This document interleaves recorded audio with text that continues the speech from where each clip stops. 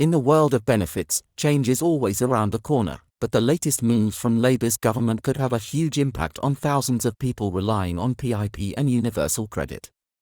If you're receiving either of these benefits or know someone who is, you'll want to pay close attention. Labour has just unveiled a benefits crackdown that could affect your financial support, and it's unlike anything we've seen before. These new changes are coming fast, and there are some big shifts on the horizon that could directly affect your day-to-day life. First off, let's talk about PIP, Personal Independence Payment. Labour is rolling out some major adjustments that will change the way assessments are done, potentially making it harder for claimants to receive what they need. Whether it's for medical conditions or disabilities, the new criteria could make a significant difference to the support you get. But that's not all. Universal Credit is also undergoing some dramatic shifts, and it's crucial that you know what's coming. From stricter eligibility rules to new payment systems, these changes are not something you can ignore. The question is, how will this crackdown impact you, your loved ones, and millions of others who depend on these vital benefits? We'll break it all down for you. In this video, we'll cover 5 major changes that could completely alter the way benefits are distributed and what that means for claimants going forward. From stricter rules to new assessment processes, these changes could make or break your eligibility for crucial financial support. Are you ready to find out how these changes will affect you? Stay tuned and watch till the end to fully understand the 5 major shifts that you need to know. If you care about staying informed and prepared, make sure to give this video a like and subscribe for more updates on the latest changes to benefits and how they might impact your future. Alright, let's dive into the key details of these upcoming changes. It's clear that these updates will be a game changer for many people who rely on PIP and Universal Credit to help manage their living costs. So, if you or anyone you know is currently using these benefits, it's important to understand the full impact of these changes. We'll break it down step by step, and by the end of this video, you'll be fully informed and ready to navigate these shifts. First, let's start with PIP, or Personal Independence Payment. This benefit is aimed at helping people with long-term health conditions or disabilities cover some of the extra costs they face. Now, historically, PIP has always been a bit tricky to navigate.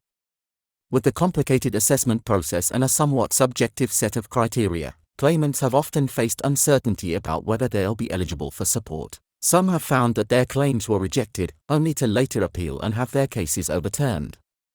That's why it's such a big deal that Labour is making significant changes to the way PIP assessments are carried out.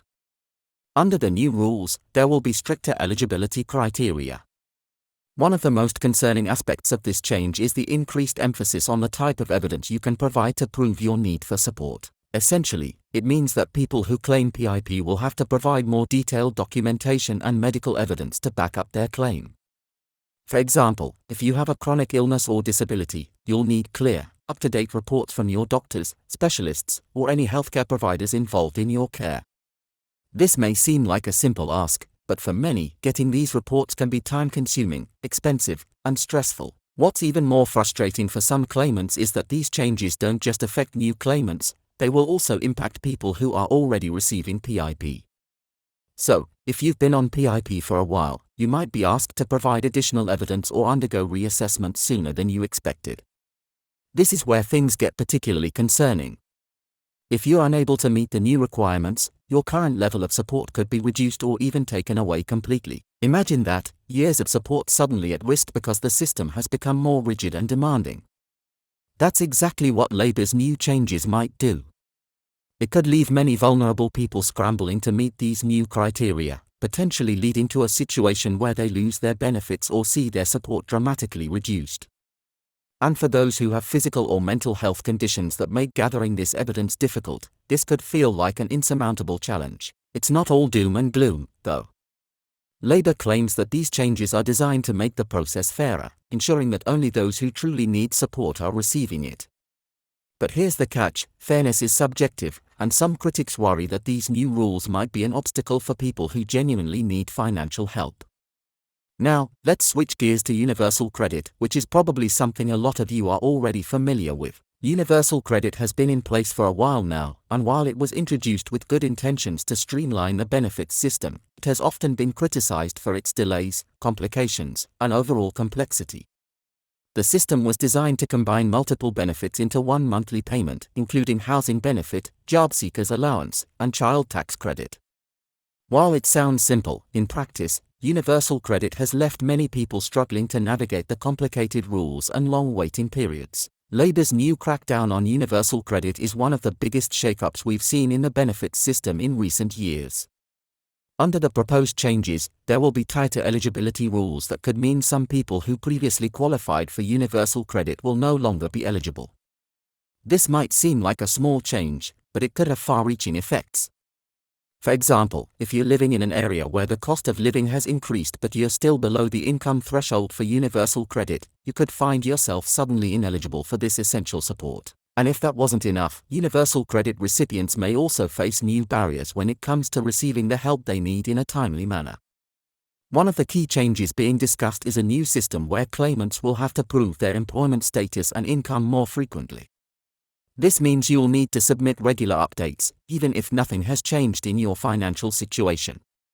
If you're someone who struggles with technology or doesn't have access to the internet, this could be a major headache. The government is also pushing for more digital-first methods of communication, which could leave people who aren't tech-savvy in a difficult position. Another worrying change is the potential for further cuts to universal credit payments.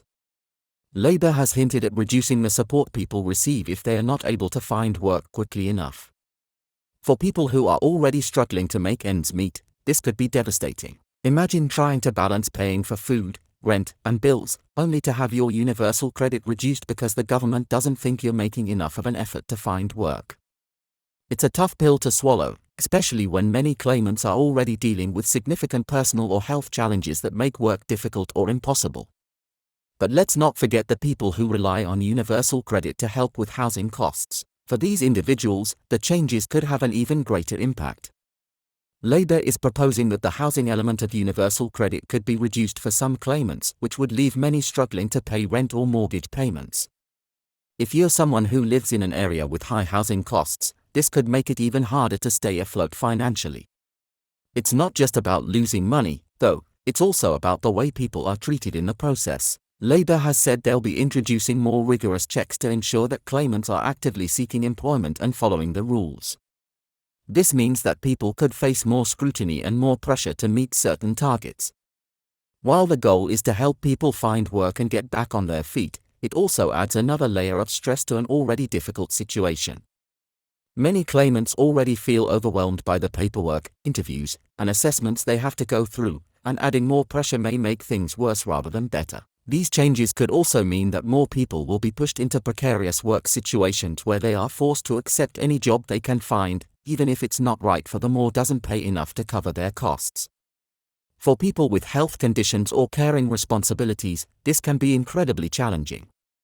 The emphasis on finding work might mean that these individuals are expected to take on jobs that don't suit their needs or make them financially worse off than if they were simply relying on benefits. Now, let's think about what all of this means in the grand scheme of things. What's at stake here? For one, these changes could lead to even greater inequality. People who are already struggling to get by may find themselves further isolated from the support they need, while those who are better off may continue to benefit from a system that's designed to help them.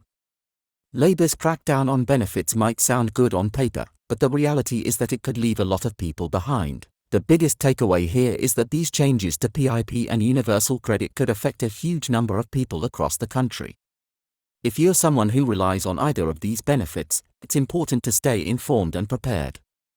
The best way to do that is by keeping an eye on any announcements or updates from the government, and by making sure you have all the documentation and evidence you need to support your claims. But it's not just about you, it's about everyone who might be affected by these changes. The ripple effect of these decisions could be felt by friends, family, and neighbors who are already struggling to make ends meet. If you know someone who could be impacted by these new rules, make sure they know about them too. The more informed people are, the better prepared they'll be to face the changes head-on. So, if you found this video helpful and want to stay up to date on all the latest news regarding benefits, be sure to hit that like button. It really helps get the word out to more people who might need this information. And don't forget to subscribe so you can keep up with all the important updates.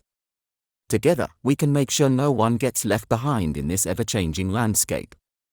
Thanks for watching, and I'll see you in the next video.